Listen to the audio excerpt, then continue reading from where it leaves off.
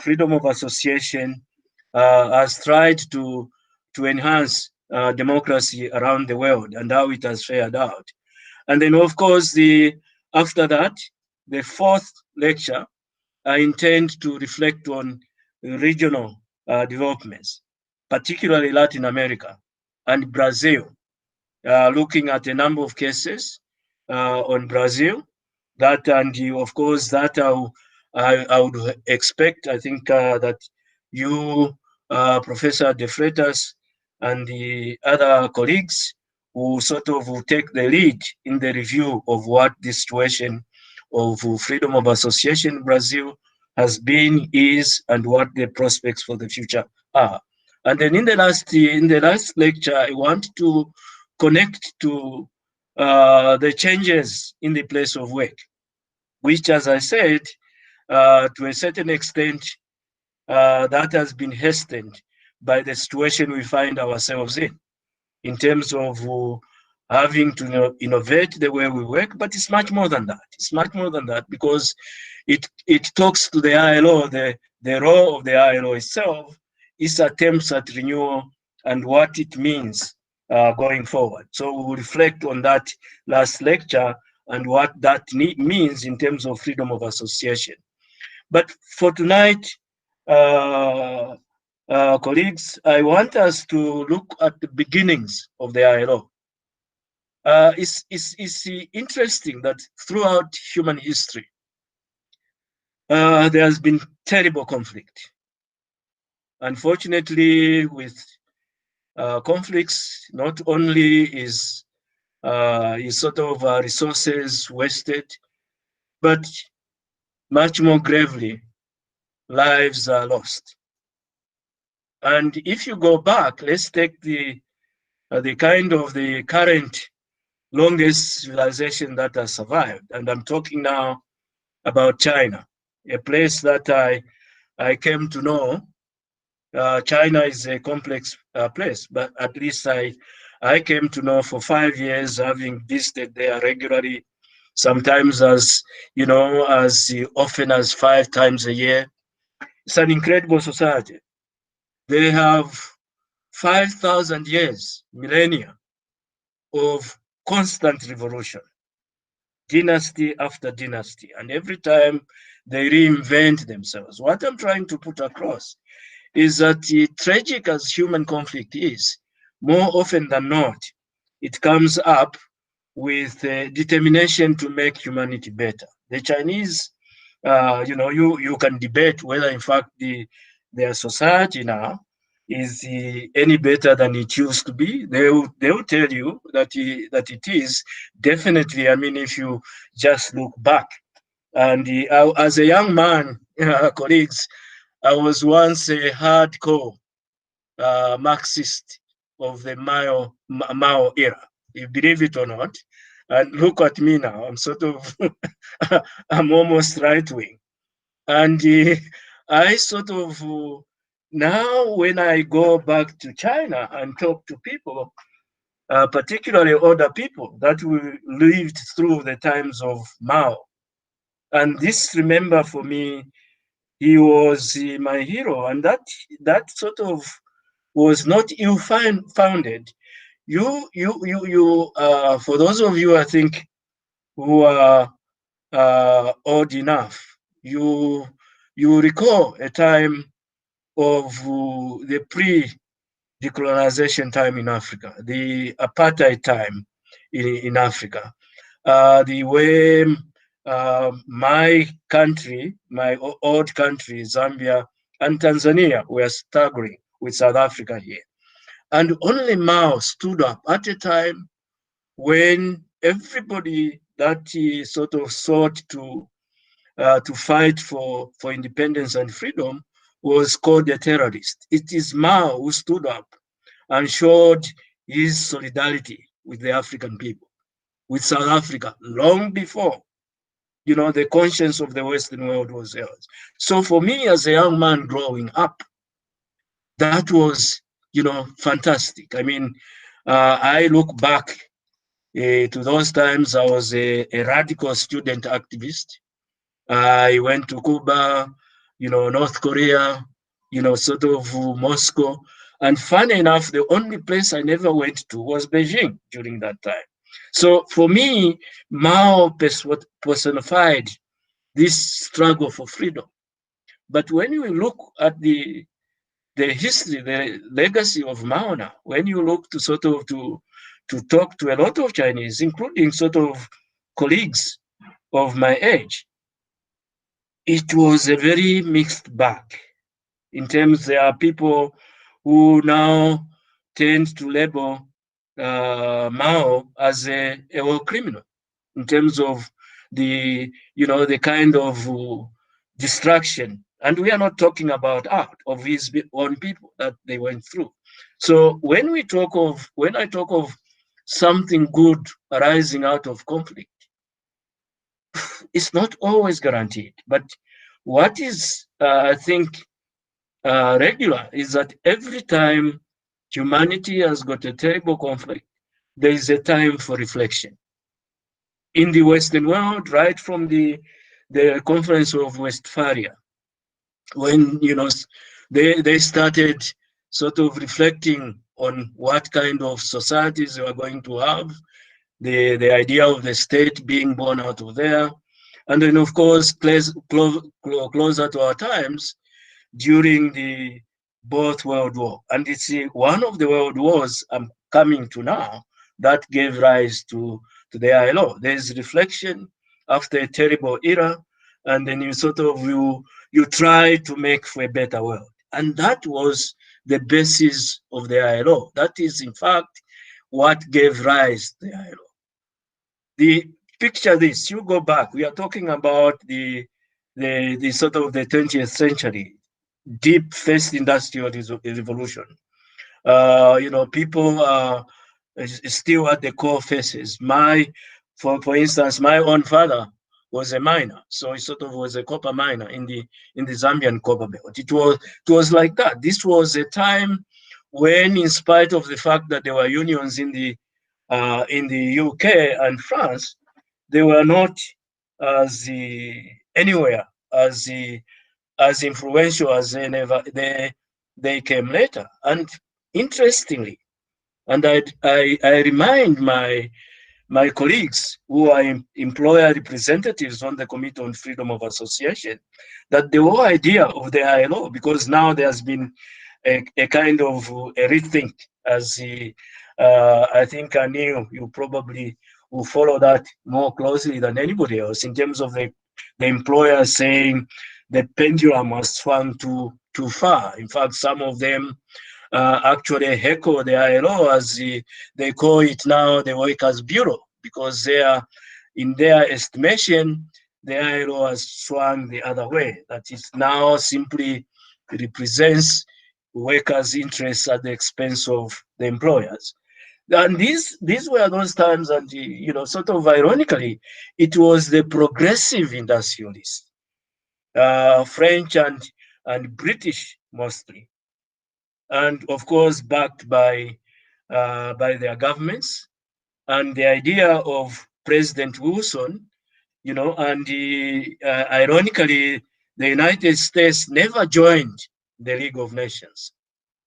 It was during that time where they thought that uh, inequality, lack of social justice was implicated in Germany's resort to war. That if society had been just, fair, they would never, sort of have been pushed to go into war. Now, I think in terms of a thesis, obviously you can punch wars in that, because even after that settlement, come Second World War, it was all over again. But then that's another story. There's a story of the settlement, the humiliation of the German people, and so forth. But that's another story. But we are at a time when all this started, and everybody was saying, look, in order to build lasting peace, you need to have social justice. And that's how the ILO came about. Wilson, who drove it, The US never joined the League of Nations because it couldn't get approval from the Houses of Congress. And so that idea started. And I'm going to come back when we look at freedom of association, how freedom of association was later central to that idea. So was the beginning of the ILO. It arose out of conflict, out of feeling that social justice was imperative to maintain peace, world peace. And of course, coming down to work itself, you needed to improve those working conditions. I'm not an historian, but as part of my studies in labor, I've read quite a few horrific things about how the conditions, and those conditions, incidentally, they are still here. I don't know about Brazil, but in terms of South Africa, in terms of other African countries, they're still there.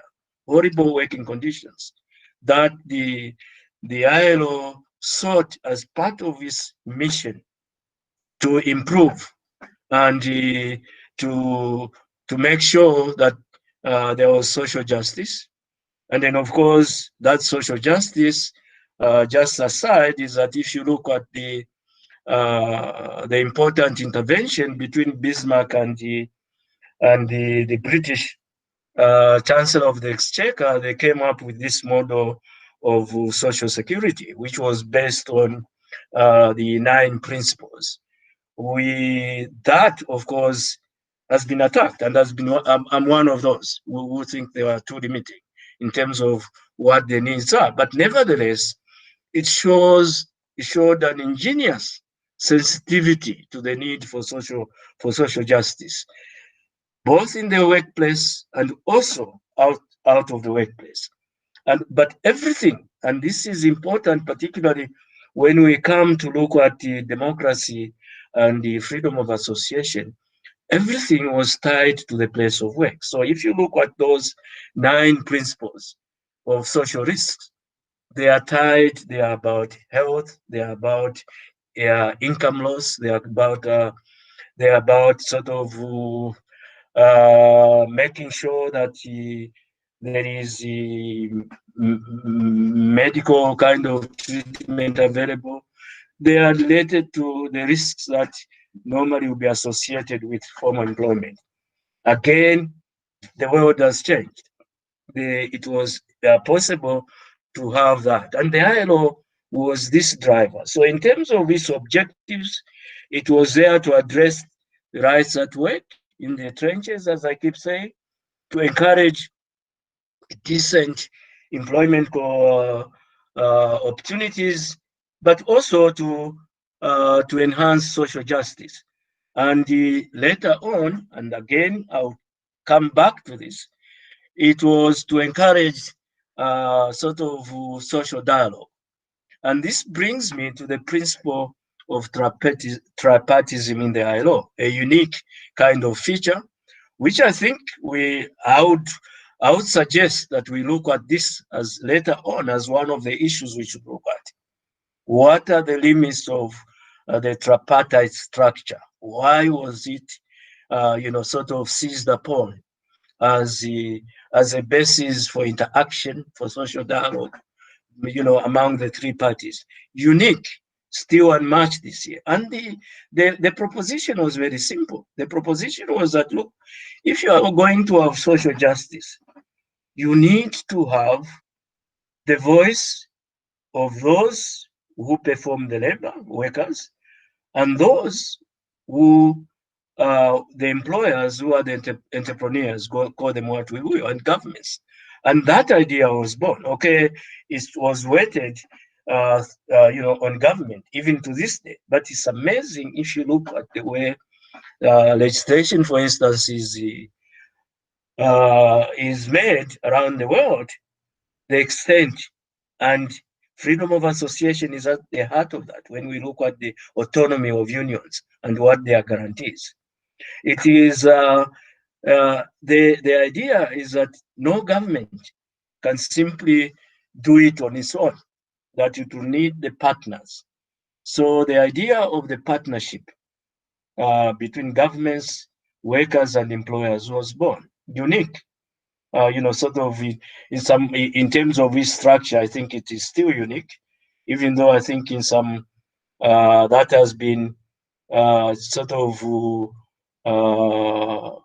it has been emulated in some fora, international fora, but nothing as specific and as significant as the ILO model.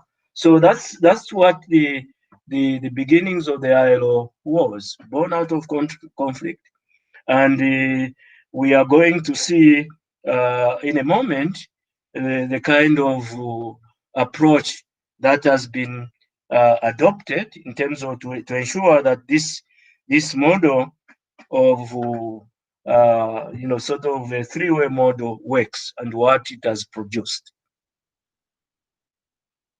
So for now, I'll pause there before I go on to the next one. Do we have any issues, any questions at all about the beginnings of the ILO and what it meant in that world? Because you remember, one of the things I think I forgot to mention is that it happened in a multilateral system where there was consensus, driven by the Americans and the other countries as well. I think I was just looking up, by the way. I'm not sure I've asked from the office to verify that whether Brazil was a founding member, but it joined in June 1919. It was a founding member, was it? Anna, was it a founding member? Was Yes, it was. Brazil a founding member of the ILO? Yes. It Brazil was. was first conference in US. Yeah, okay, yeah. So it joined because I know the Brazil joined the ILO on the 28th of June, 1919. So that must have been the first conference. So it is not simply the great powers that were at the beginning, at the creation. Many other countries were there. Of course, they were never given the sort of the pride of place, but they were there. And Brazil, and whenever we have got a problem with Cuba, and there are quite a few, I'm always reminded whenever we approach the ambassador that we are committed to the ILO. After all, we are founding members. They always remind me of that in terms of, and so it was quite a few countries that were founding members of the ILO, and it was in an atmosphere where there was consensus, and it's that breakdown of the consensus, as you will see later on. I think that makes life difficult for the ILO in terms of the change times. We'll come back to that issue when we discuss it. But for now, I just wanted to find out if there are any issues colleagues want to raise or questions, any comments at all. Because I would really like this to be an interactive. Why, for instance, do you think that consensus was easy to build? First World War, Germany defeated. You have a never again kind of spirit. It wasn't even I suppose with the Soviets coming on the scene, I don't think they had fully come because 1917 had just happened. So they were not really a factor of that. So what you have here is not even a bipolar world. It's a kind of world that was loaded with the Western influence, albeit in comparison, progressive influence. And I think it cut both ways. One way they're saying, keep the Germans at bay in terms of what this wouldn't have happened if the German people were treated fairly and the workers were treated fairly and there was social justice. The other word is more or less used on the West itself to say this is what happens if you see it, particularly in the United Kingdom. If you continue, and France, if you continue sitting on workers and excluding them and not giving them a fair deal. So there was a lot of that kind of dynamics at play in terms of the founding of the ILO. But that mission was clear. That mission was a social justice mission, using the workplace, the trenches, as a basis for that.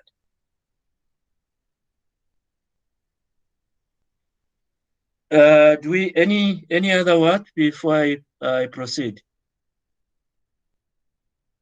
And so it was. Once it was founded, as in fact as an article of the Treaty of Versailles, another remarkable thing. That's the original constitution that was later on, of course, it has been amplified through the ages, beginning with the 1994, the Declaration of Philadelphia, and then we'll go through quite a number of instruments that have augmented it. But that was the constitution, an article of a treaty, a multilateral treaty.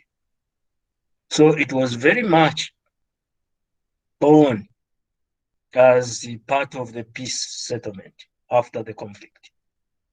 And that, as I keep suggesting, has got implications, both positive and negative. Positive, of course, in the sense that there was this momentum to build a new world, and then now negative because that consensus has long broken down and it's come home to roost in terms of as a basis for finding an organization. Now, so there it was, the mission, one of promoting peace through social justice. How was it done? How were they going to do that? The instrument that they seized upon is what we now know as international labor standards. In other words, a collection of understandings, some of them in treaty forms, some of them under, I'll say in a while, how some of those, the character of some of those instruments are. But the purpose of international labor standards, essentially, that were adopted by the International Labor Conference, rather. And let me very quickly give the structure, just to sort of, I know this is elementary to most colleagues here, but just I'm trying to revisit it just to give context. The structure of the ILO in terms of the governance structure is that you have got the International Labor Conference, which is the highest decision-making body. You have got the governing body, which is the executive of the ILO, and you have got the permanent government, which is the office.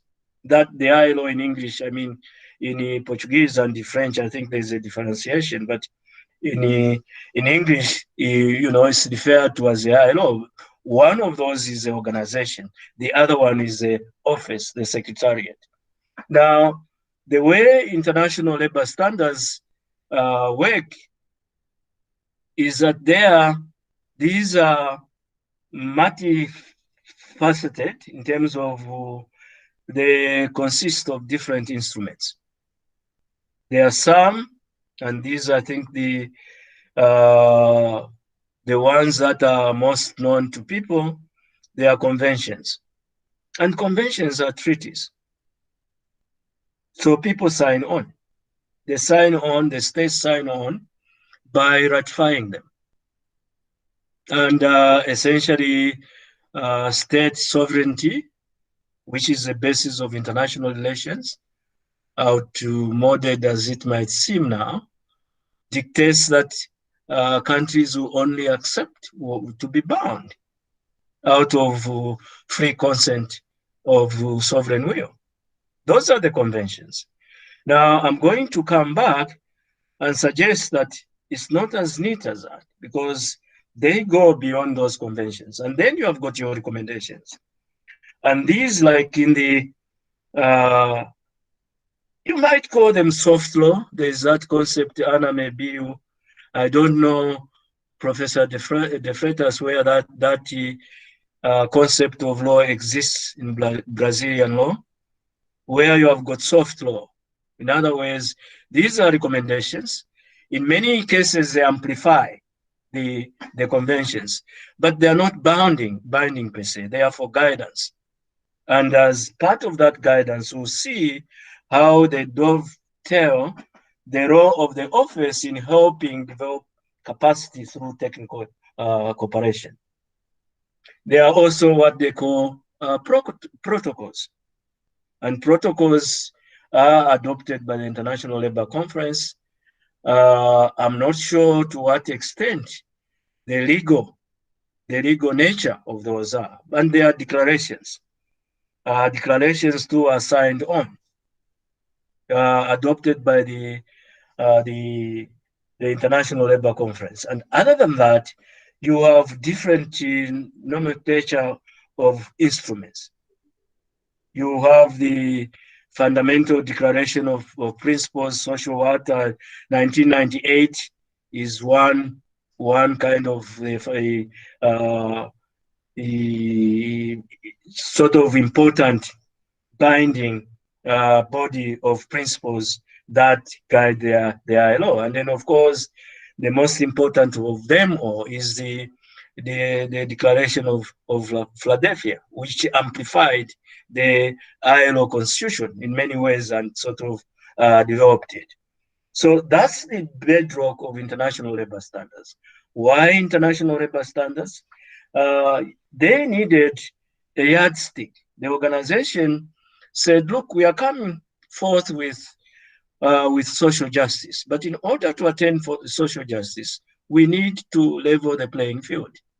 We need to measure it in terms of how it's going to have impact on different member states.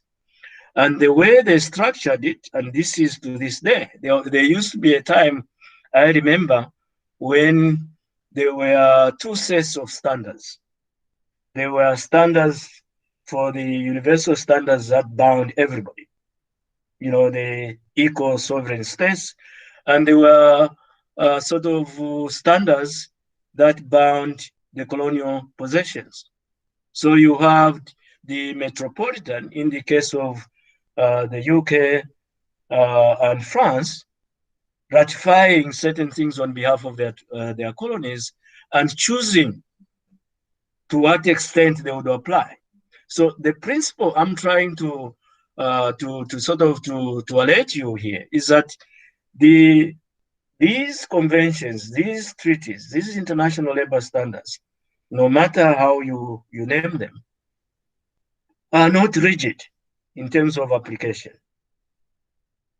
Of course, the conventions have got different ways of their binding in terms of obligations. But even conventions do have progressive kind of built into them. You see a lot of them sort of make allowance for the state of development of particular countries. And that is, it was important not only in the colonial period, but progressively important for developing countries that came to be, focus of the ILO. And in fact, that, believe it or not, at least in freedom of association terms, in terms of the supervisory mechanisms, they are still taken account of. That there is this flexibility, accommodation, if you like. I mean, in the committee of experts, I'm coming to the supervisory system in a moment. In the case of the committee of experts, they do take that into account. We definitely do in the committee on freedom of association, because excuse me,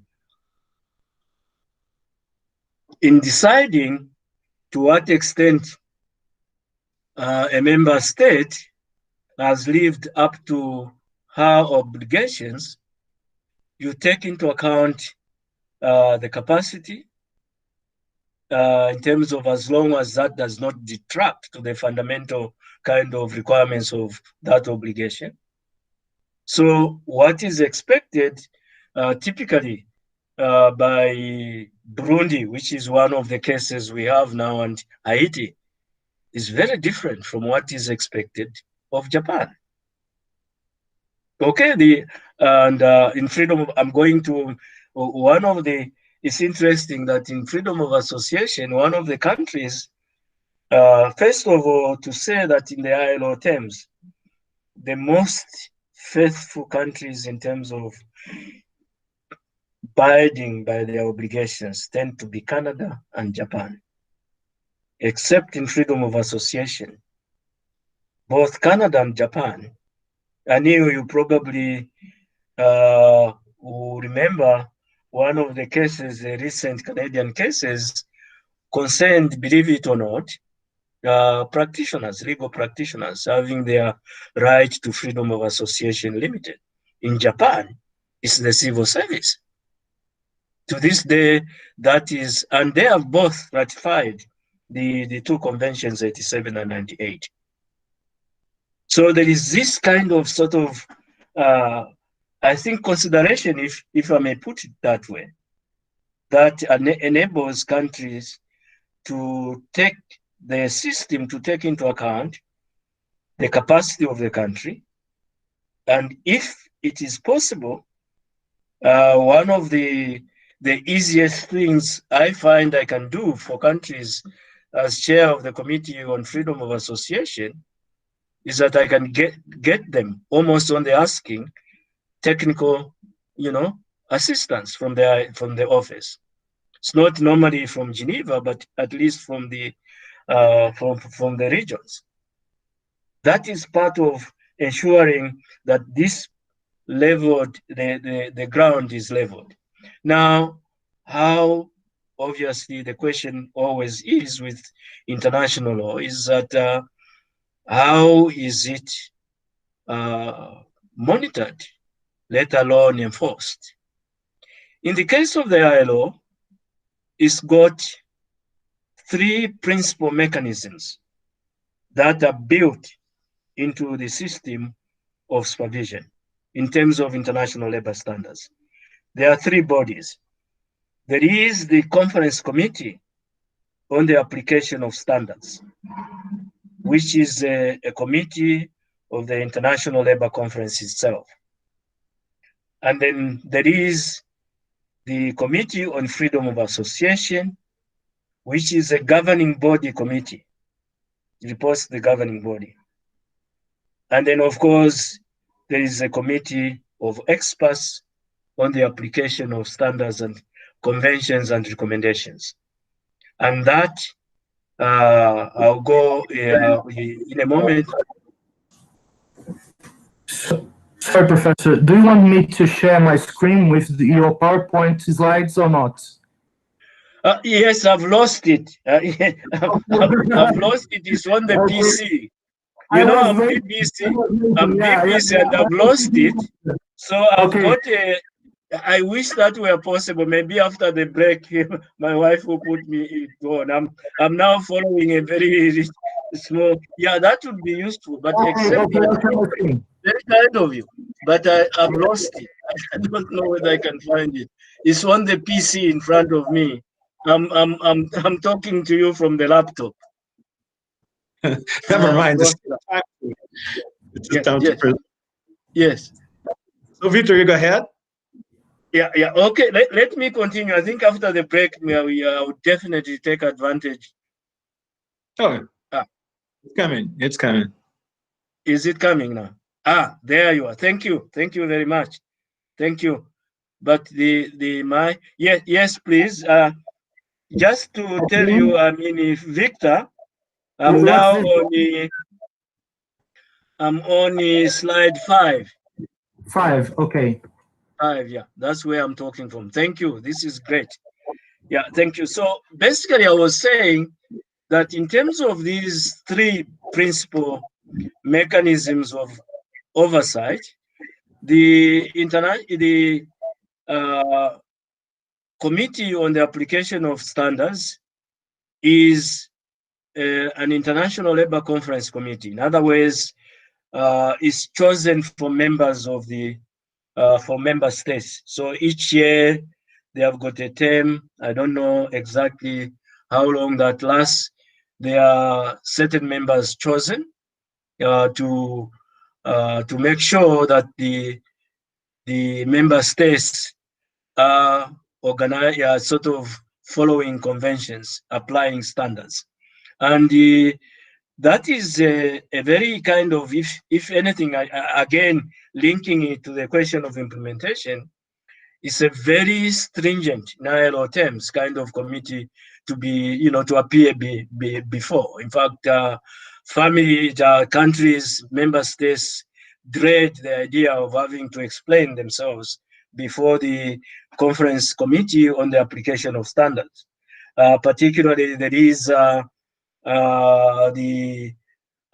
venom there of what they call paragraph 3 kind of citations that puts a country in the dock for not sort of following its obligations. So that's the first committee of the International Labour Conference itself, and of course, as a committee of the conference itself, is part and parcel of the deliberations within the committee.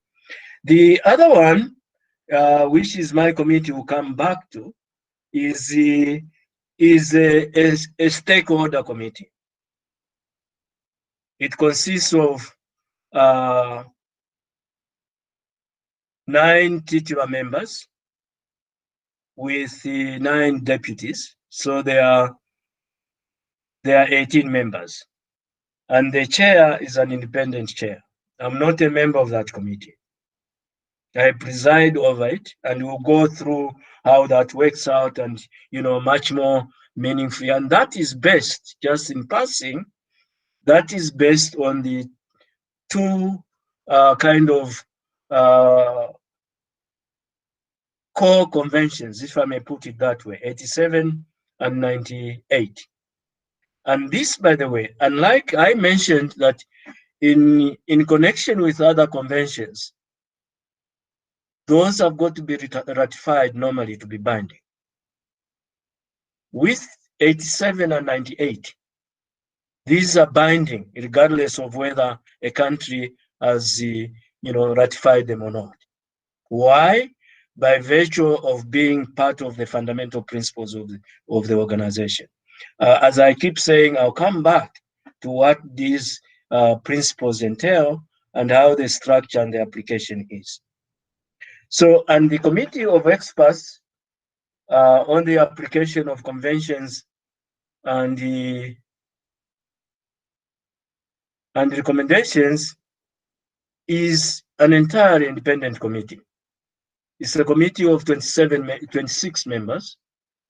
Most of them, all of them, in fact, are experts in labor law. A lot of, about a third of them are former judges. Right now, I think there are probably 3 former judges of the International Court of Justice. A lot of them are professors of law. And so it's that kind of the people who are independent upon it, and the importance of the conference committee, and this is what makes it contentious now, is that it consists of these independent experts who interpret the conventions, and in a sense, the constitution itself of the ILO back way.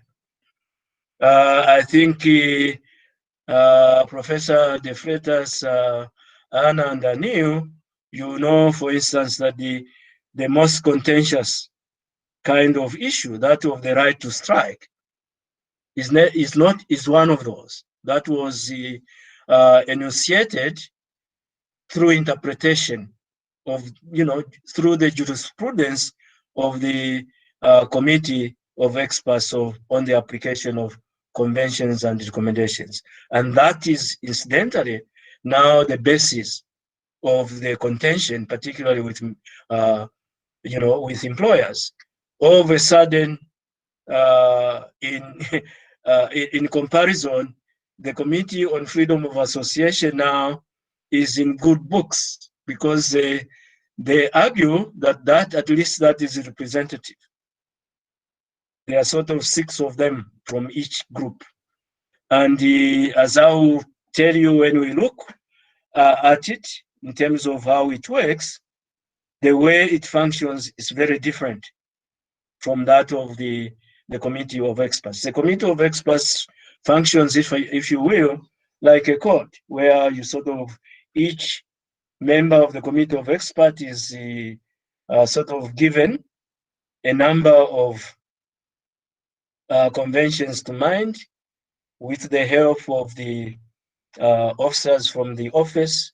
They work through them, they work through comments, and these comments can be Article 19 comments, Article 22 comments, and then they work through them and then sort of assess them in terms of the extent to which they are complying with the obligations of the conventions and the recommendations as well.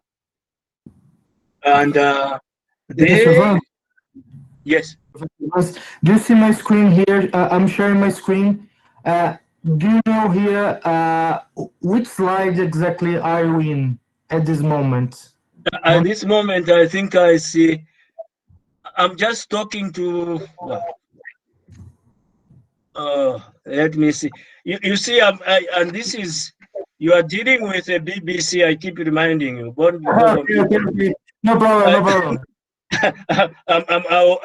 I'm talking more or less to slide 4 now, where you are in terms of what they. So don't mind it too much. I just want to have a sort of a rough kind of sequence. So I was saying that what the Committee of Experts does is it operates like a judicial kind of body, if you will.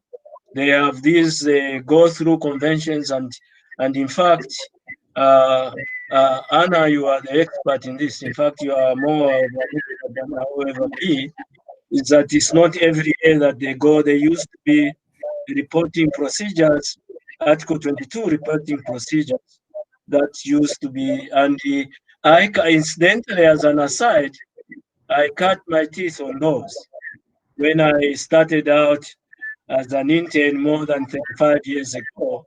That I used to work on in terms of sort of doing the preliminary kind of assessments for the Committee of Experts. So they are parceled different conventions, and then they make assessments, and then they convene in plenary of the committee itself, and they debate those findings and recommendations, which go to the International Labour Conference Committee for approval and sign off.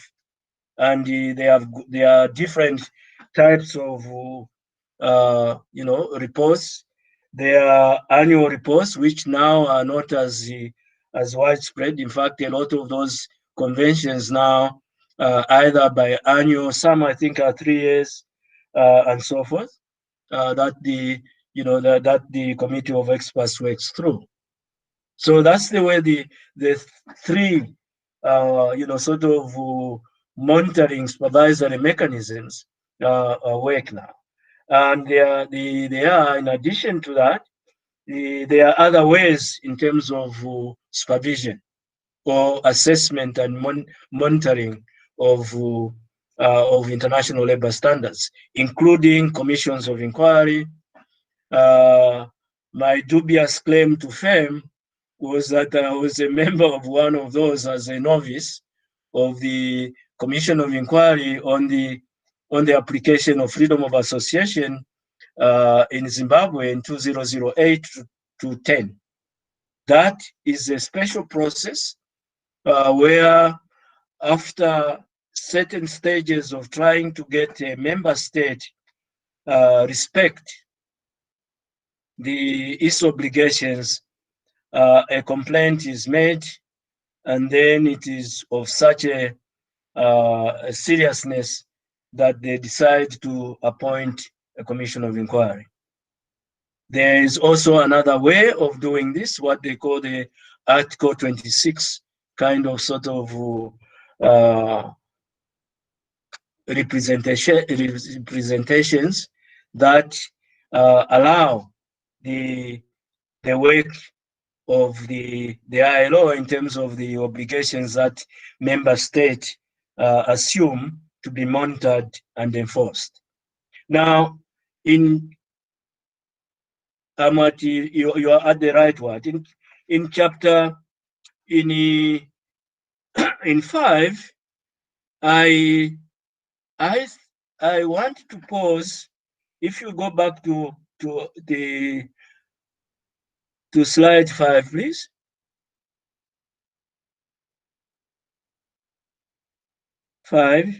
Slide 5, please.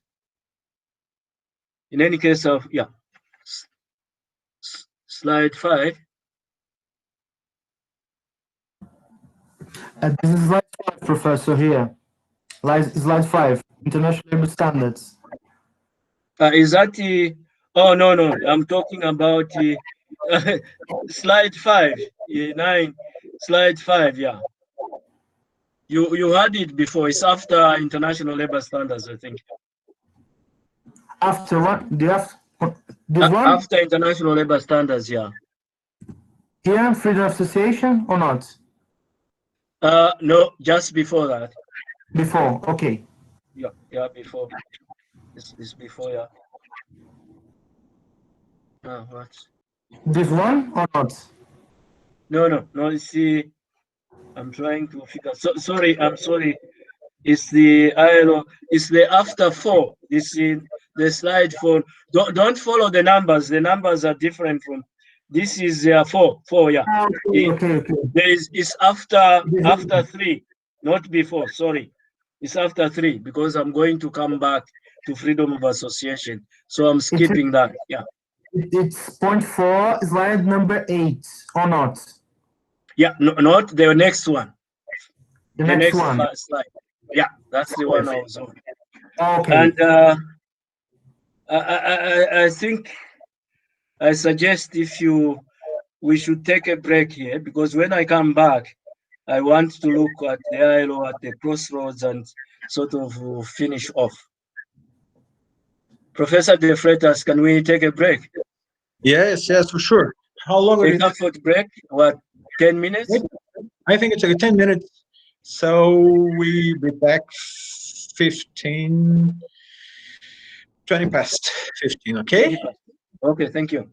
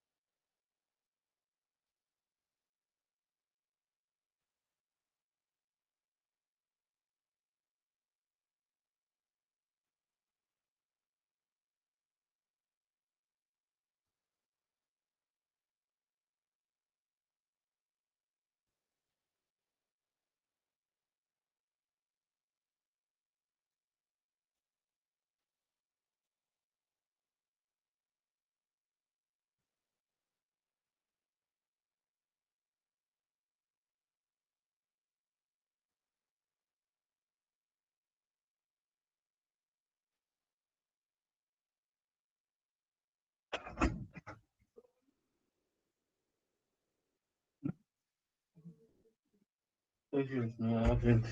Okay, you didn't go there. Mm. So there also was happening break. Yeah, she was supposed to resume at 25, I think. Supposed to resume at 25 past. No, next one. Oh, the The what? one Is it this one? yeah.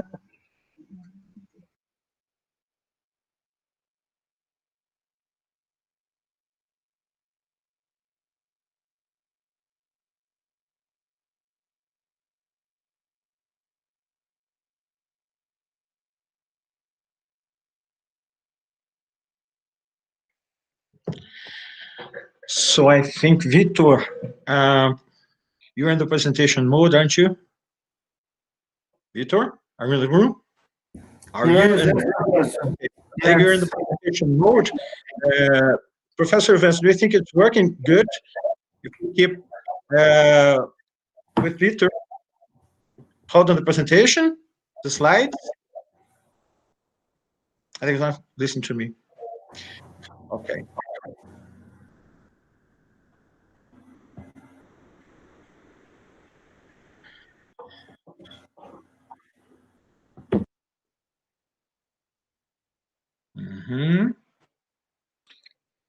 Let me see. Evans, Professor Evans, are you listening to me?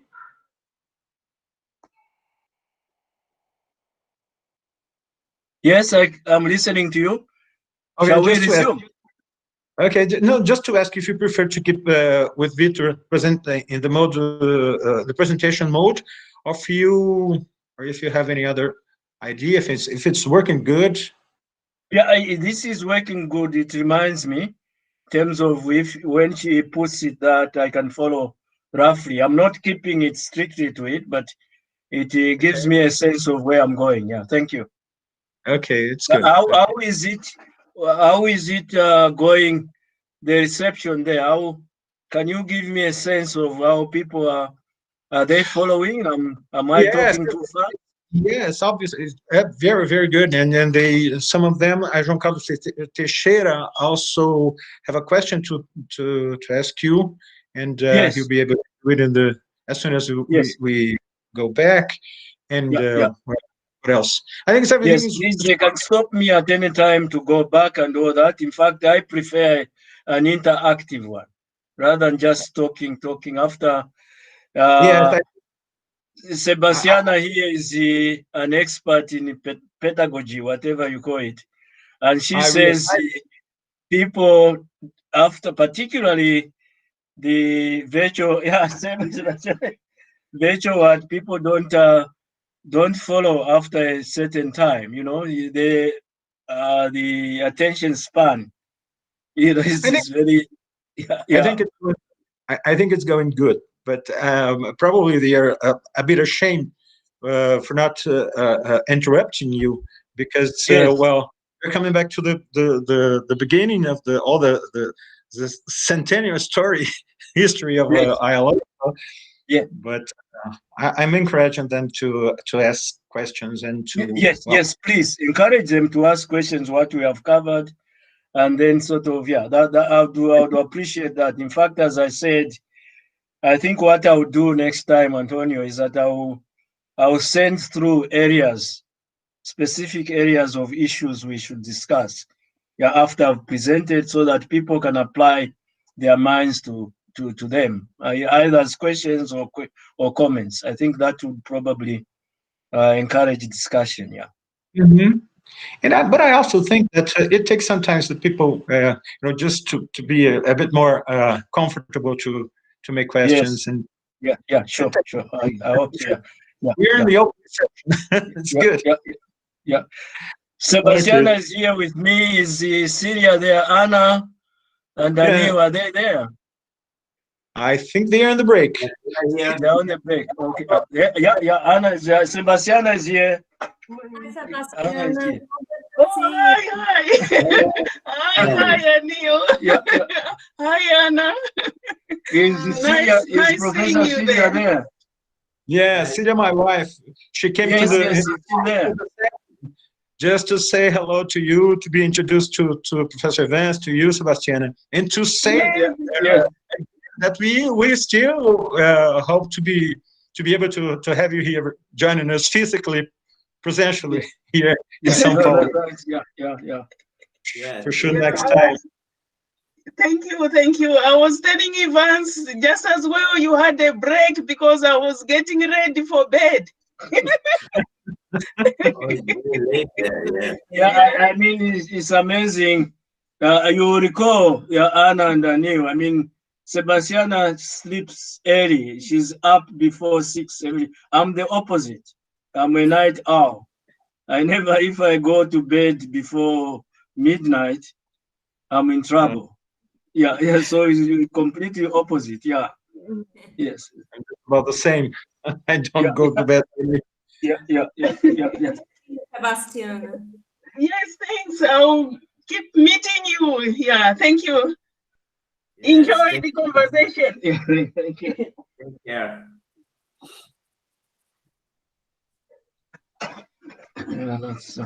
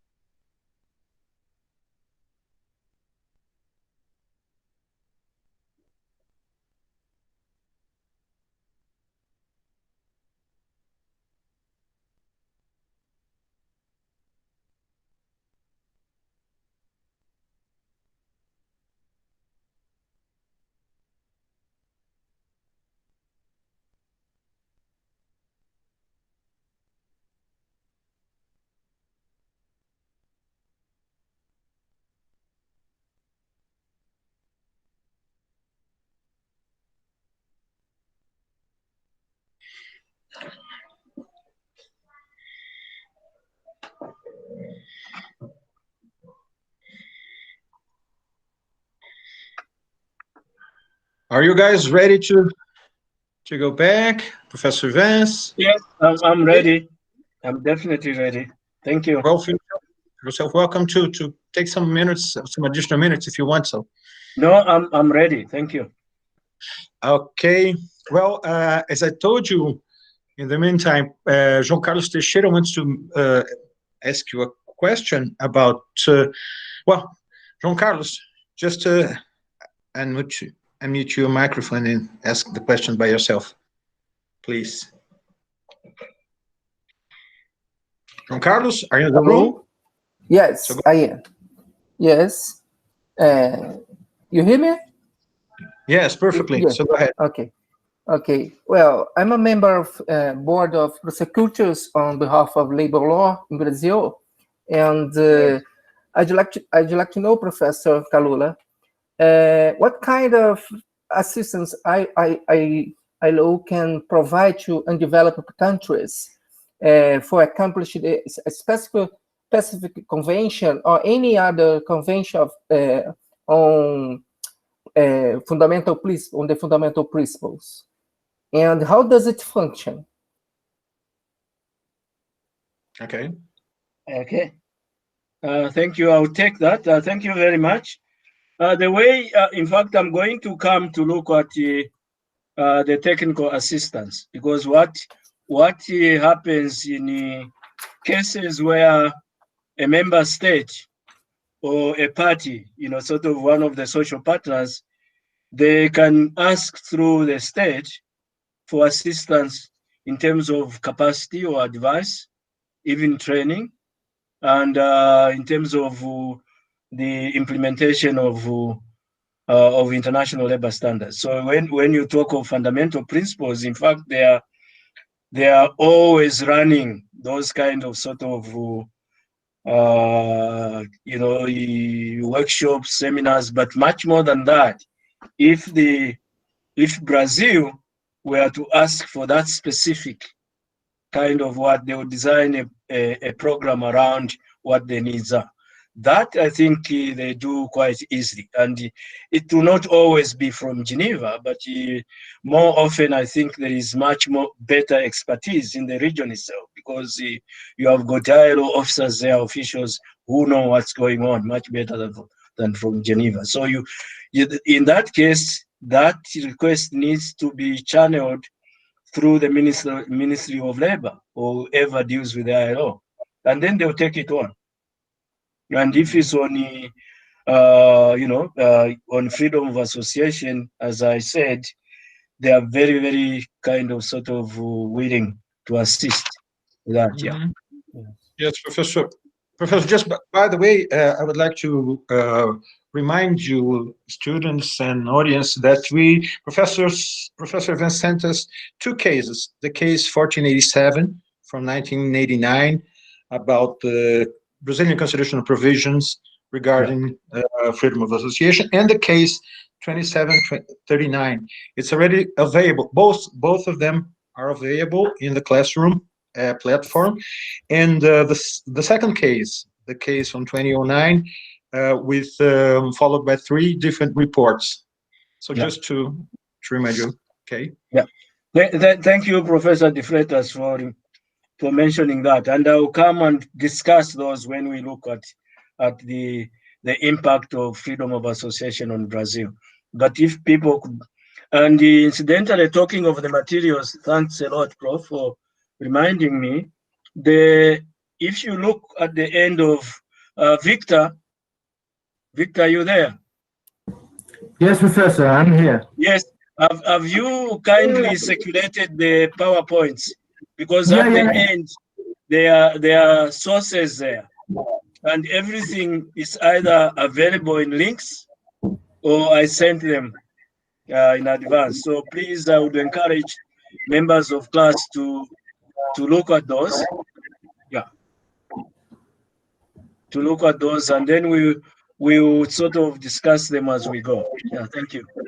Yeah, there are 12. Yeah, there are about 12 sources there, articles and links. And I've drawn my lecture materials from them mostly anyway. Yeah, thank you. You're welcome, Professor. Okay, thank you. So, Professor De Freitas, if the slide now is like number it's 0.5, slide 9 now, Professor. Yes, 0.5 now, and then we go to 6 soon. Yeah. So as I was saying, the ILO now, by virtue of what is happening, the changes, and in fact, I defer both on this to Professor Anna and Professor Antonio. The changes that are taking place now are rather wide-ranging, and during the last lecture, we'll go through some of those cases. But one of the areas of contention, if you will, has been the supervisory mechanism itself.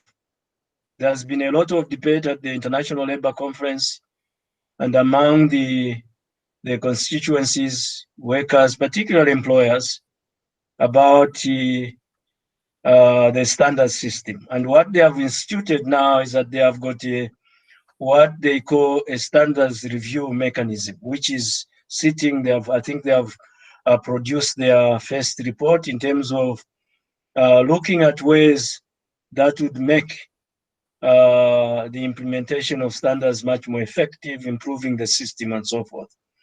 That is, and also as part of that, I mentioned that Article 22 and the annual reports. The annual reports I'm going to touch on now relate to ratified conventions, and what the ILO Constitution provides in Article 19.5 is that when a convention has been approved for ratification, each member state is obliged to present that convention before the appropriate authority, and normally this tends to be the legislature, to table it, saying there is this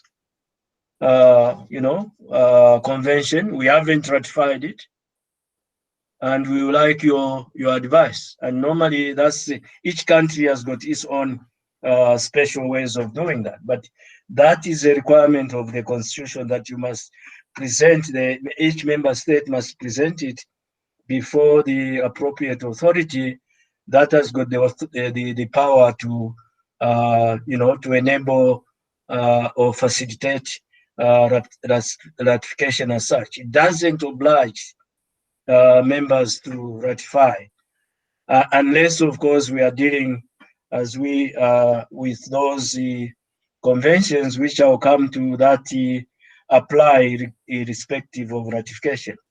But tied to that, as a way of keeping up the momentum, making sure that the states keep the obligations alive, they are obliged to submit annual reports, reporting to the committee of experts in terms of what measures they have taken for the director general, rather, what measures have been taken in accordance with the Article 19.5. And all this I'm mentioning is geared towards enhancing the implementation and the effectiveness of international labor standards. So when we look, and this is I might as well sort of talk about this now. Quite often, as I said, in international law, it is assumed, except if you are talking of the Security Council. What article is that, Professor De Freitas and Professor Anna? You probably know. I've forgotten the security where you are obliged to implement certain things. Or of course you can be taken to court, as often happens, by an entity or a fellow member state to the International Court of Justice. There isn't, and this will come to was it Senor Yao when we were talking, there isn't a similar system of prosecuting the sort of the culprits in terms of what, and that happens through this process, the procedure of reporting, the procedure, peer pressure, if you like, that I referred to, sort of people having to account for what they are doing before their peers at the International Labour Conference. And then, of course, there are other ways of encouraging them to implement. And technical assistance, which I'm going to come to now, is one way of doing that. That, you sort of, the ILO is responsible for assisting and supervising the application of ratified conventions and providing advice on how labor legislation should be in harmony with the conventions and applicable recommendations. They do that. That's a positive manner of way of encouraging member states to apply, to implement their obligations under the conventions and also recommendations under the international labor standards. So technical assistance can be given through national or continental offices to provide oversight and even help countries that want to comply with the ILO obligations. The ILO, as I said, and I'm coming to this issue now, is grounded on the principles of tripartite kind of consultation. And this is a long story. It's come a long way globally in terms of, I think, reaching a certain level of effectiveness I think the past century, it came to a level whether it was very effective. Because consider this, in the early days, in the early 60s, for instance, before the word processor came into being, the ILO was often sort of accused, particularly when it came to developing countries. I don't think this would apply to Brazil. Brazil is even at that time, such an advanced kind of system that they would draft a certain kind of law, say in a particular area, and seek to apply it everywhere without any differentiation. And that is contrary, by the way, to the principle that I pointed out to, that the whole idea of these conventions is that it's not a uniform application, but it's an application that adheres, taking into account the different levels of development.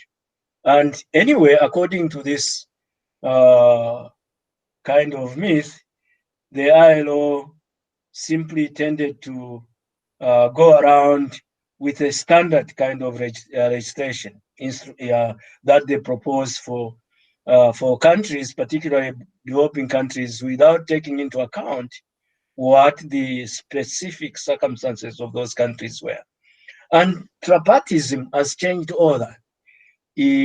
Progressively, it reached a level where sometimes even in military governments, the governments will not go along and just pass laws without the input of the social partners. There is obviously, let me hasten to state that there's still too much of that, particularly in Africa, where governments still don't adhere to any social dialogue of any kind.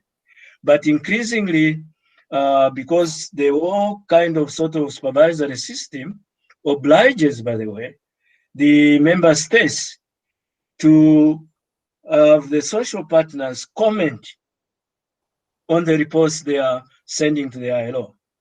So the first thing that will be asked is whether the social partners have seen those reports and sort of made their inputs in terms of comments. So the whole tripartite structure has become a very effective tool in the enforcement and implementation of international labor standards. As I keep saying, it's still far from perfect. There are still too many countries that simply disregard what the social partners are about.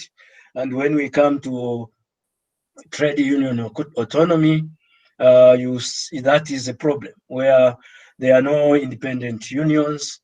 In fact, when we come to look at the freedom of association kind of complaints, I can sort of mention this without any fear or favor, that there are a certain number of countries which are, perpetually, sort of brought to book.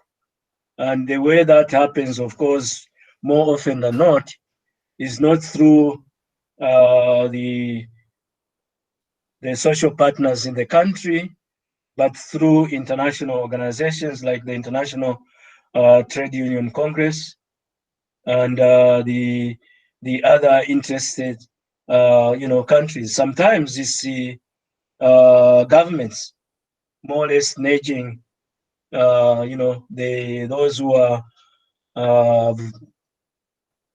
have the ability, the mandate to complain, to do that. So increasingly, you have got this system that is being used in terms of the social partners, even where, as I said, they may not be very effective kind of sort of parties to provide the basis of that kind of oversight and supervision.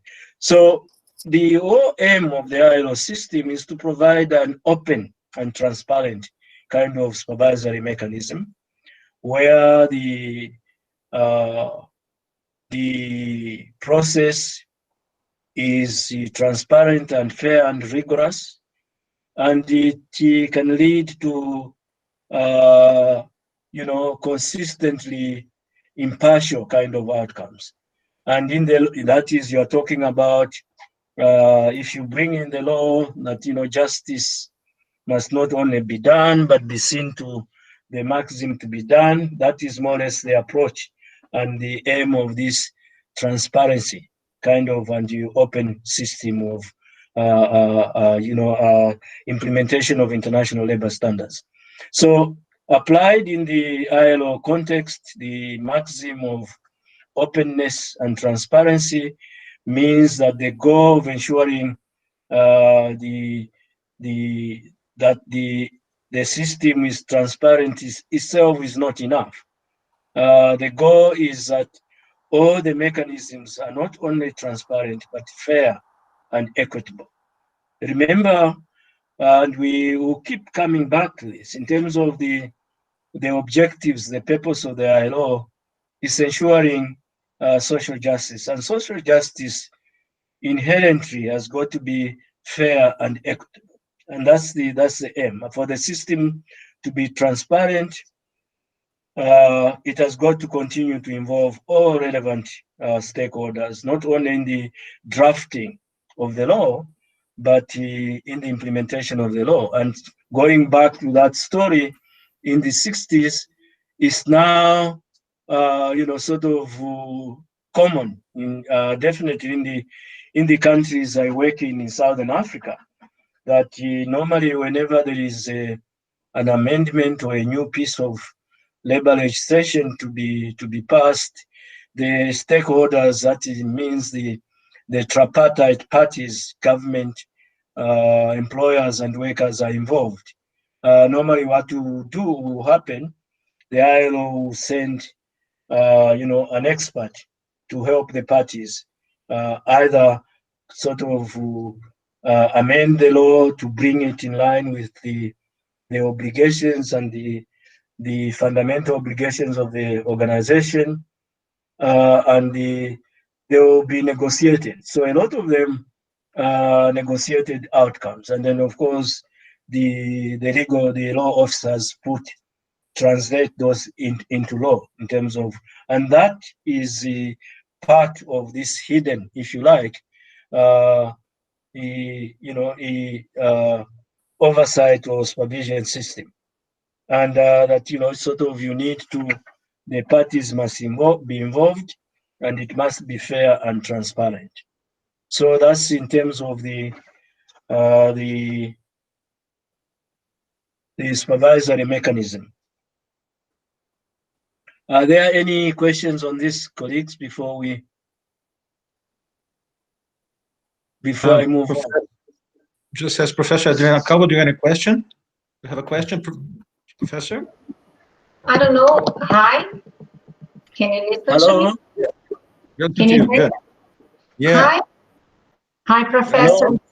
It's a great honor to be here. My name is Adriana Calvo. I'm a professor here at FGV in Brazil. By the way, do you know how many labor experts, or who are there? Who are these labor experts in Brazil? No, Prof, I wouldn't know, but there are a lot. I mean, some of them are with you right there, and you are probably one of them. Definitely, Professor Anna and Antonio are experts. They are labor experts. When we talk about experts, you mean on the committee of experts? Did you say the committee of experts? Yeah, the ILO experts. Yeah, I think there is a Brazilian there, but Professor De Freitas, can you? Anna, there is a Brazilian on the what? Is it?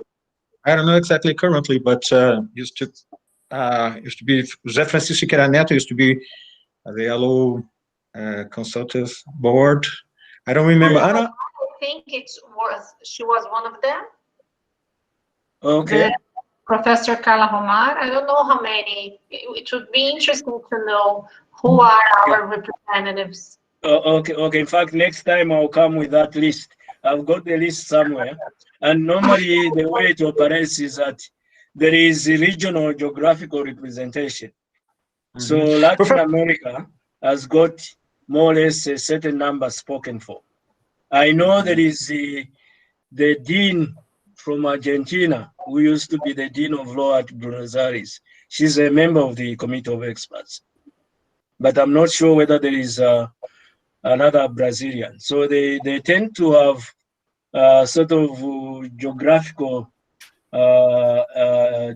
equity. They tend to have members drawn from different regions. And that is important, obviously, to represent the different shades of legal tradition and industrial relations. So, but there are 26 members of the committee of experts. I'll bring the list to the next lecture, just for interest sake, yeah. And the way those are chosen, by the way, is part of the contestation that is taking place now, is that questions have been raised particularly by the employers, that they tend to choose experts that are too liberal, true pro-worker in terms of, but I think that it has been shown that I think that is unfair, because I know a lot of them personally, and these are people who are really fair-minded. They are judges there who sort of who assess whatever is given before them without any bias of whether they are doing it for government or employers of workers. In fact, in many cases, you will find that in terms of their comments, they are not always negative. There are a lot of positive kind of comments on particular countries, regardless of whether the shade of government is radical or not. So that's it's one of the issues. As far as I could perceive, Dr. Antonio Galvão Pérez has a question also for you. And in the sequence, João, probably one question more. Go ahead.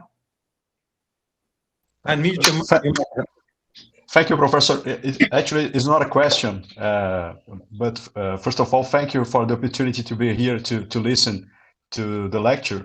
I just mentioned on the chat that our ministry, Lélio Mendes Correia, member of the Superior Labor Court, is one of the members of the Commission of Experts. Yes. Okay. Yeah.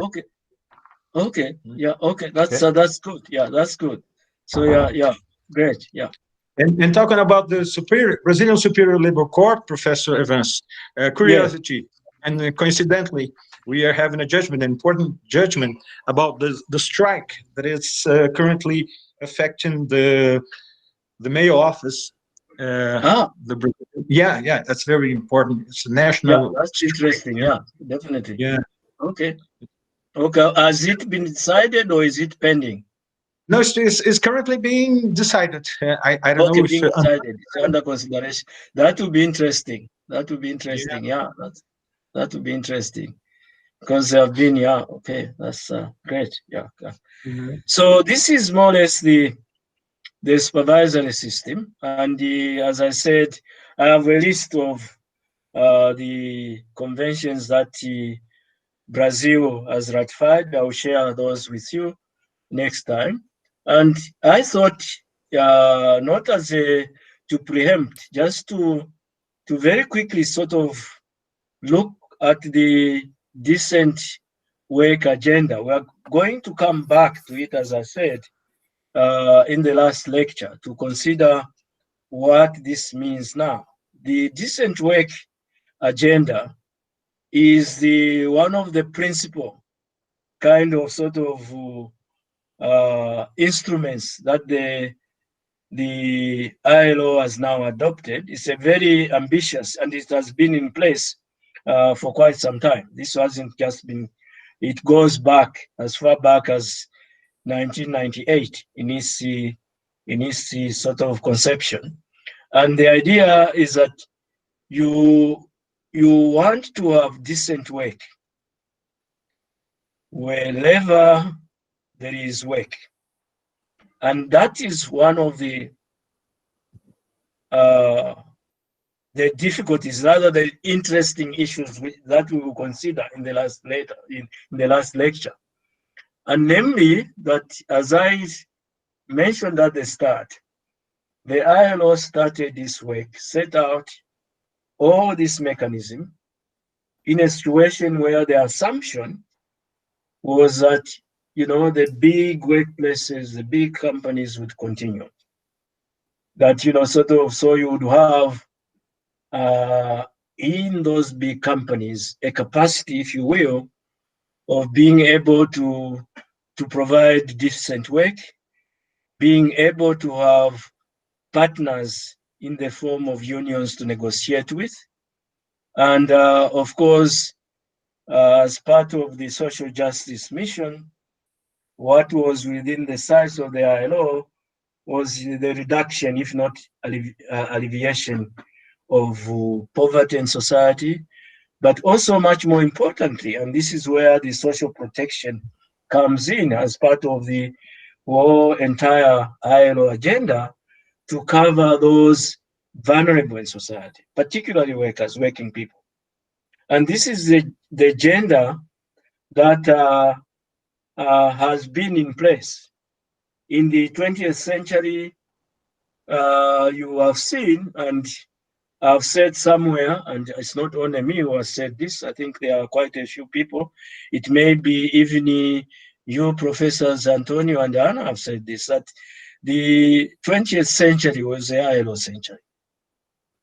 It saw a lot of progress towards social justice.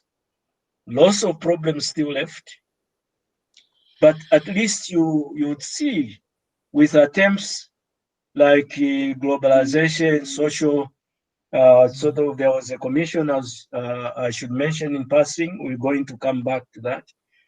On the Yes, Professor Evance, I totally agree with you, but I have some strong feeling that we are facing a certain crisis in the legitimacy of the idea of social dialogue, and it worries me because I think the social dialogue principle, the strategy of social dialogue, is very important to improve the enforceability of decent work agenda, and also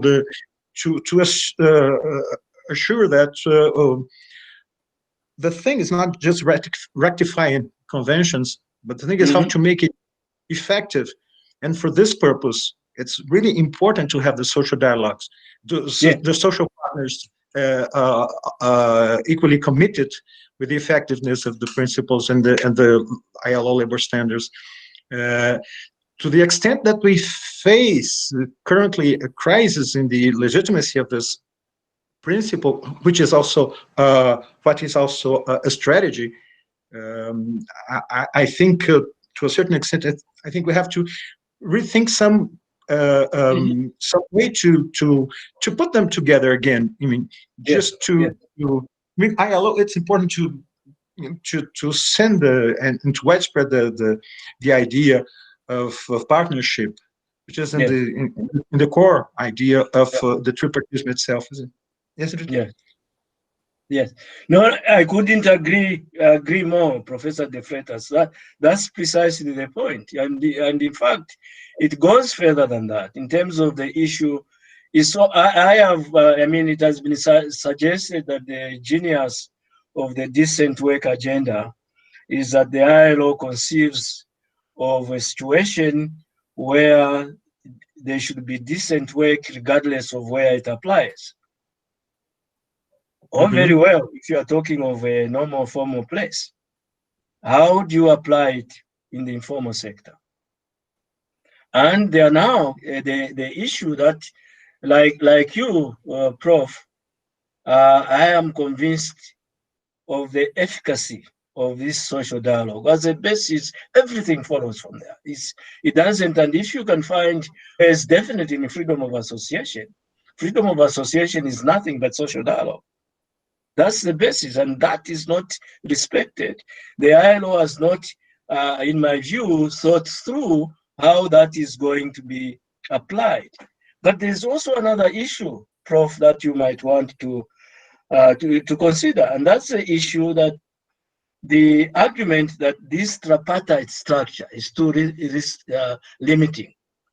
That in fact, in a way, to the extent that there are people who have got jobs, who are in employment, those are the elite, if you like, the old elite argument, that you need to go beyond it to other groups of the vulnerable to have voices. And in fact, in a way, this is interesting. If you look at South African labor law, one of the major institutions here now, which has fallen into disrepute because it hasn't been well managed, is that they have got a NEDLAC. This is the National Economic and Development Council, which is a 3+1. So what they have your traditional government workers and employers plus civil society. Now, both employers and workers are at one of being very kind of hostile to the extension of this stuff, because they argue that, you know, it will lose meaning because the sort of civil society, you know, you know, they have in common that they are looking after the vulnerable, but they are not really, you know, concerned about the lot of the workers. They don't know the rules and all that. So this is an issue, I think, that later on we can pack it now and then talk about it. How is this going to develop going forward? Is it possible that what we need now is a 3+1 or plus whatever? And what are the consequences? What are the implications? How will those affect social dialogue? Because the social dialogue, I agree with you entirely. At the end of the day, it's social dialogue. Unless you have that, then you don't really have much to, you know, to go on in terms of making sure that encouraging governments and sort of to adhere to the requirements, the imperatives of social justice. So I entirely agree with you. Professor Antonio Gavon also has a question now. Yeah, sure. Thank you, Professor Freitas. Thank you, Professor Kalula. We are facing now in Brazil the growing of the number of workers in technological platforms like Uber, like cab platforms, and we are facing the whole world the improvement of the atypical work. What is your vision, and maybe the vision of the ILO regarding freedom of association to this new kind of work? We have in Brazil some few unions of this type of workers, but those unions are outside our protection system. What is your vision on that? Oh, what do you think? Sorry. Yes, go ahead, please. Sorry, I'm interrupting you. Finish, please. Because for us, it's difficult to discipline the collective bargaining, the collective instruments. If this kind of union is outside the traditional union, the traditional union that is protected by our constitution, what it can do, to the future? What is the agenda does ILO have an agenda addressed to this kind of problem that we are facing now in Brazil, and probably most other countries are facing too? It's $1 million question. So. Yes, but I can say thank you for that. I mean, that is one of the issues being faced now. But there is no doubt at all, if I were to interpret what the ILO's attitude to that, is clear. So Uber workers, wherever, the freedom of association applies to all workers regardless of where they're working. So in terms of principle, the decent work agenda would apply to those as well. And it's not only, unfortunately, it's not only sort of the unusual or the sort of the workers that this is affecting. When I'll tell you a South African experience. When I was chair of the Employment Conditions Commission, this was a commission, they have now more or less absorbed it into a minimum wage commission. This commission, the mandate was to protect vulnerable workers. In other words, those workers were they were not in a situation to organize. They were vulnerable, unlike the unions. So it was a tripartite commission. I was the independent chair, and then there are the representation of government. In fact, 3 of us were government appointed experts, one chairing it, and then each constituency had their representatives. And my problem on that commission was not with the employers. It was with the trade unions.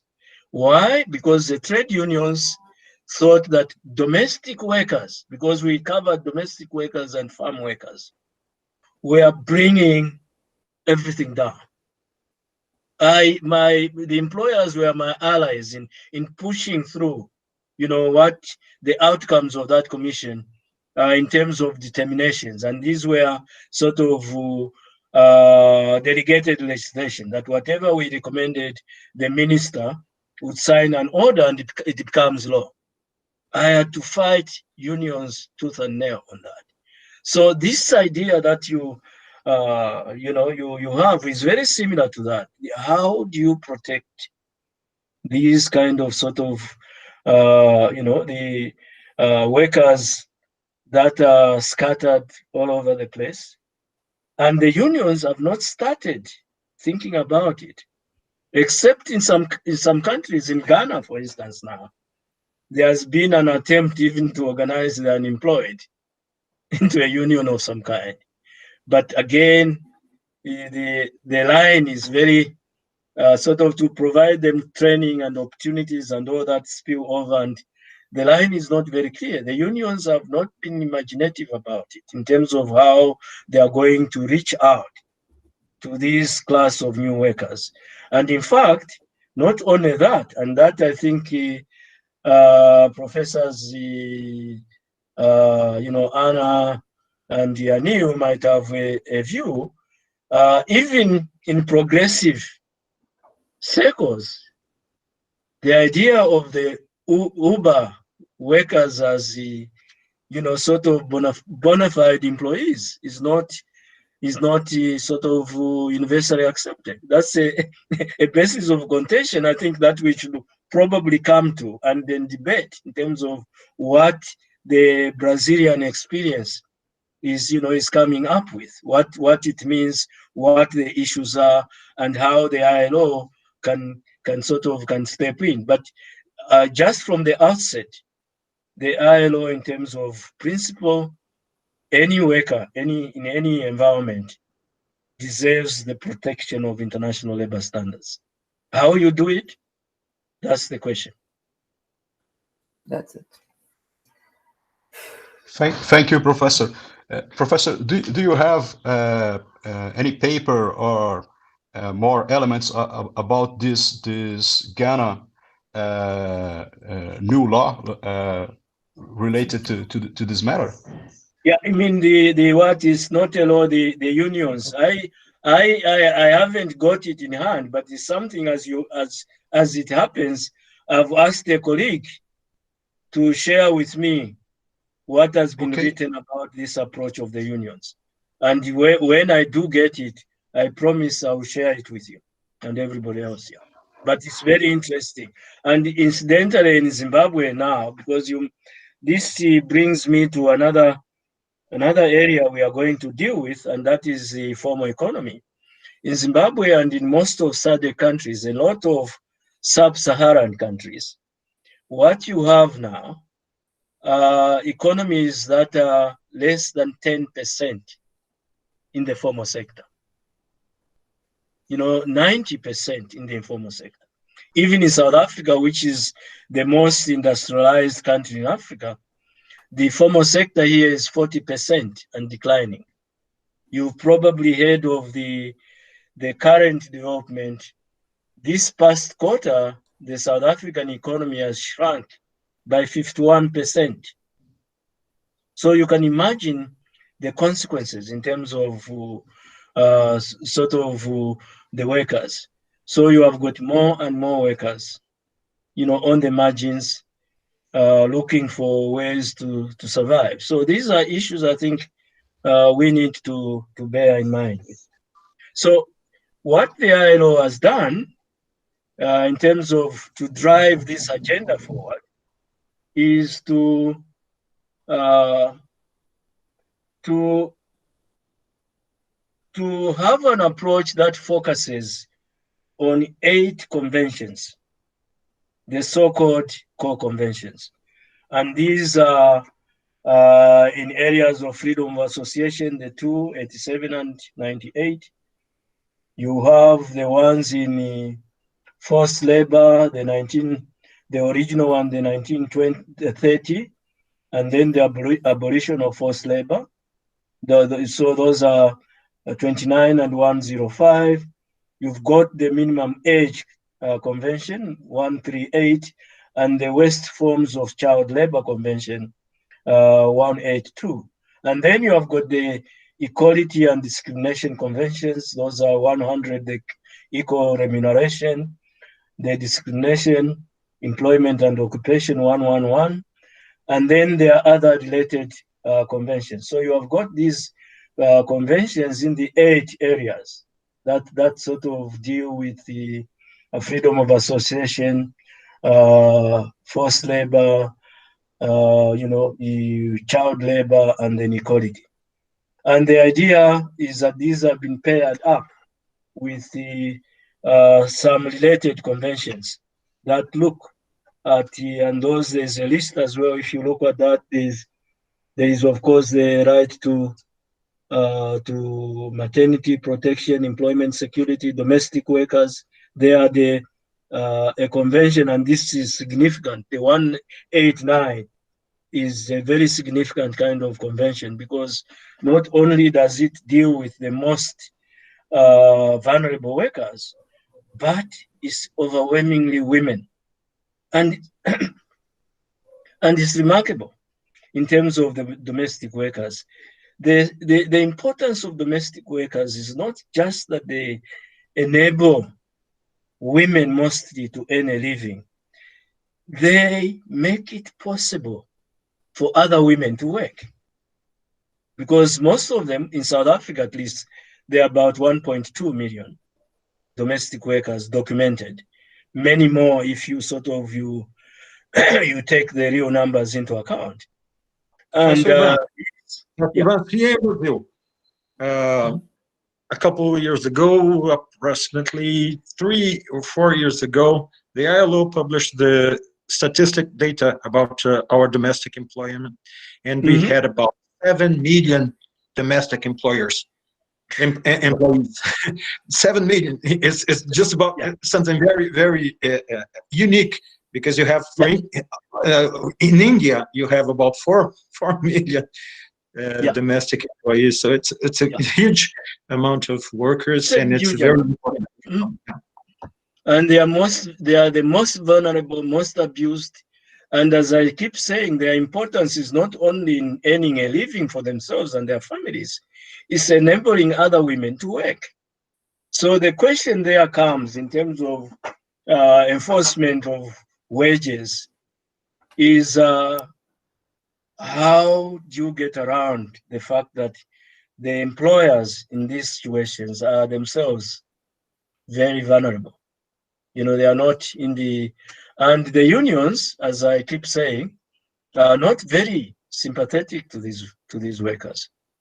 And that is a whole debate I think that we need to have, to what extent can these, sort of unfortunate workers be accommodated without detracting? Because you see, it's a bit like migrant labor in South Africa and the other receiving countries, where the employers seek to exploit these migrant workers because they are vulnerable, and then at the expense of local workers. And so you have got this kind of sort of tension where the local workers, sort of feel resentful that the migrant workers come in and they are given these jobs because they are outside the law. Whereas if you see a local, at least the local, there are channels, open channels that can challenge, at least to a certain extent,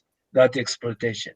It's a bit like that in terms of domestic workers, not to mention the Uber crowd. I mean, there are issues there about Uber in terms of whether this is not simply an attempt to undermine, working people and their welfare. But those are issues I think we should bear in mind. So in terms of, I now come to these are the challenges and prospects. This is premature, as I said, but I just wanted to flag it that the second century of the ILO comes at a time of a very changed world from the world when it was conceived and established. That was when the world was, as I said, emerging out of an extremely destructive crisis.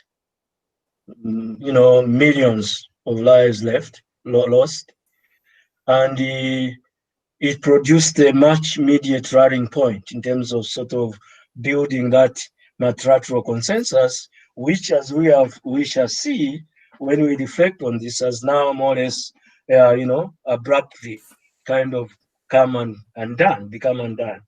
So the challenges now for the ILO, there are many challenges, and we'll be looking at this. And that's what the process of renewal is trying to sort of to deal with. So what tentative conclusions? Again, this slide is premature. We can't conclude on the basis of one class what the conclusions are, but the indications are, and I can mention this in passing now, that what the ILO has sought to do, particularly this past year, is to embark on a voyage of renewal, if you like, to sort of to reawaken the world's conscious in terms of the deficit, the continuing deficit in terms of social policy, to try and sort of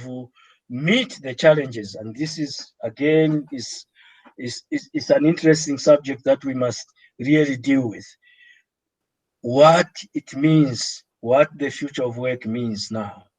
Innovation, the figures that came out of the Global Commission are frightening in terms of, the lack of skills, the number of people that will not be skilled to do anything.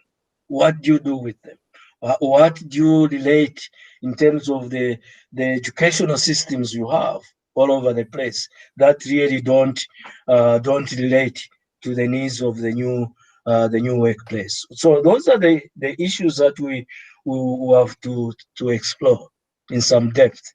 So as I said, this was just the first lecture to introduce ourselves to the context, the framework within which freedom of association is going to be seen. And next week, I intend to focus exclusively on freedom of association, looking at the principles, the structure, the way it is, the procedures that implement it, and so forth. And then the following lecture, that will be the third lecture, we can look at the freedom of association and democracy, and then look at In the fourth lecture, we'll look at the regional dynamics, including the role and place of Brazil, and then end up with a sum total of reflections in terms of what it means for the ILO, freedom of association, what it means in this second century. So once again, I'm most grateful. It's wonderful to see old friends, Anna, Neil, and sort of Victor, Professor Antonio. Thank you so much.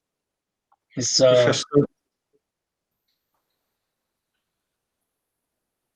So Professor Evance, again, it's a great honor to benefit from your lectures, for the generosity to join us this, what for you is evening, and and giving us the opportunity to join you in 5 different sessions to discuss so many important and challenging issues. Now, Professor Anil, any remark? For my part, Anil, you have been very quiet, and Professor Anna as well. You are more of experts in this than I am. Yeah, I don't have anything to add today, but certainly I just want to say that it's a great privilege to hear Evans, and you know what is the most useful thing we can get from him are the cases that have been dealt with by the committee under his chairmanship, because we all know the theory, or we know the laws, or we know the regulations, we know the conventions. This is where the application of those principles takes place, is when we learn what works and what doesn't work. Yeah, exactly. Yeah. Yes. And of course, Brazil is going through a very interesting period. There are lots of examples and cases that could be discussed. So I really look forward to discussion of those cases and how you applied the conventions and how you arrived at a decision or accommodation. Because Okay. You're not quite like a court, right? You're a committee. Yes. It's, yeah. Yes. Thank you so much, Professor Anil Werner. Professor Can I say Jorge something? Botelho, any comments? And Professor Ana Virginia is also in the room? Actually, she is now in a class, she is teaching. Oh. It just started. Yeah. That's okay. Okay. What about you, Jorge? Any final questions? Professor Evance Kalula, it's nice to see you again. We met at Cape Town with Augustana. Yes, I remember. Yes. 2 years ago. Then we met at Seoul in the Ailera. Yes. So yeah. It's wonderful to see you again. Yes, and peace the water. We hope you can see you again in Cape Town. Definitely. And in Brazil as soon as possible. Yeah, as soon as possible. Yeah. Thank you. Thank you very much for the lecture. It was very, very, very shining. Thank you very much. Thank you. So what about you, Professor Wilson? Any final comments? Thanks, Professor Evans, for your lecture today. And what I'm thinking is that the decent work agenda is during more than 2 decades by now, and yes. it's hard to think that how long we have to think about decent work since then, and for the next decade, I guess. And then there is a lot of new issues to deal with this, and then we hope to talk about for these new issues for the next lecture. Okay. And thank you for your lecture also. Thank you very much. Yeah. Yes, Professor Wilson. Let's remind that the decent agenda was firstly proposed by a Chilean. Chilean DJ. Yeah. His legacy. That was his legacy. Yeah. Well, any questions and comments? That was his legacy. Yeah. Thank you so much. Thank you so I much. really Well, appreciate it. Yeah, thank you. just some final comments. Remind that you have the reading material in the classroom, and we'll probably change the room for the next week to make it more easy to be achieved. And also, well, what else? And we have also reading material for the next class. Okay. Thank you so much for comprehension. Professor Evance, again, have a nice week. Stay everybody safe and Bye-bye. possible. Goodbye. Bye. Goodbye. Bye-bye.